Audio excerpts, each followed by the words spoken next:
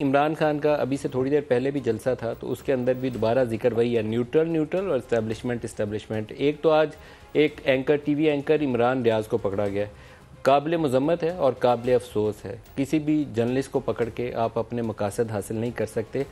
एक इशू थोड़ा सा पीछे जाके देखना पड़ेगा, जब पाकिस्तान तहरीक इंसाफ की हुकूमत बनी उससे थोड़ा सा पहले और हुकूमत बनने के फ़ौरन बाद बहुत ज़्यादा सपोर्ट मिली इनको इस्टेब्लिशमेंट में। उसी अरसे में इस्टेब्लिशमेंट ने बाकायदा एक, या तो उनका अपना सेल था या उन्होंने पीटीआई को उसमें हेल्प आउट किया, और बहुत सारे व्लॉगर्स और बहुत सारे सोशल मीडिया एक्टिविस्ट, मैं इनको कभी इतनी वजाहत से नहीं कहा लेकिन मैं इनको कहता था ये अस्करियत पसंदी सोशल मीडिया के ऊपर शुरू हो गई। मैं आज उस टर्म की अपनी वजाहत कर रहा हूँ कि मैं क्यों कहता था कि अस्करियत पसंदी सोशल मीडिया पे शुरू हो गई। जितने ज़्यादा सोशल मीडिया के ऊपर लोगों ने हमें अब्यूज़ किया, अटैक किया, वो ज़्यादातर उसी सेल से बिलोंग करते थे। मैं उन सारों को आइडेंटिफाई नहीं करूँगा, बहुत सारों को मैं जानता हूँ, अच्छे पढ़े लिखे घरों के बच्चे थे, और बहुत सारों की मैं वालिद की पोजीशन में हूँगा, मैं या मेरे बहुत सारे साथी जर्नलिस्ट या बहुत सारे पॉलिटिकल ओपोनेंट्स जो पाकिस्तान तहरीक इंसाफ के थे, वो उनकी माँ की उम्र के या बाप की उम्र के होंगे, लेकिन बदतमीज़ी और बदतहजीबी करते हुए अगर किसी एक को शर्म आ गई हो, सारे आए इसी सेल की पैदावार थे। क्यों इतनी सपोर्ट की गई, मैं इसको समझने से कासिर हूँ। ये ज़्यादातर वही सेल है जो इस वक्त फ़ौज के लोगों को गालियाँ निकालने पे मजबूर हुआ या उसकी तरफ उकसाया गया। रीज़न्स मुझे अभी भी समझ नहीं है, क्या वजूहात हो सकती हैं कि जो एक इंडिविजुअल को मजबूर करे कि फ़ौज को गाली निकाले।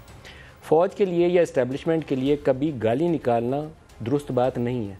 आपको सिर्फ उनका रोल याद दिलाना है कि आपका काम है मुल्क का दिफा, और ये जो इलेक्टेड सिविलियन गवर्नमेंट है इसका काम है मुल्क को चलाना। दोनों का कॉन्स्टिट्यूशन के अंदर एक डिफाइंड रोल है। लेकिन क्या आर्मी चीफ को गाली निकाल के या फ़ौज के जनरल्स को अब्यूज़ करके हम पाकिस्तान की खिदमत कर रहे हैं? नहीं कर रहे हैं। अपनी फ़ौज को डिमोरलाइज करके क्या पाकिस्तान का भला कर रहे हैं? नहीं कर रहे हैं। वो जो फ़ौज के अंदर जाके लड़ते हैं या ड्यूटी देते हैं वो हैं कौन? मेरे या आपके बेटे हैं या भाई हैं?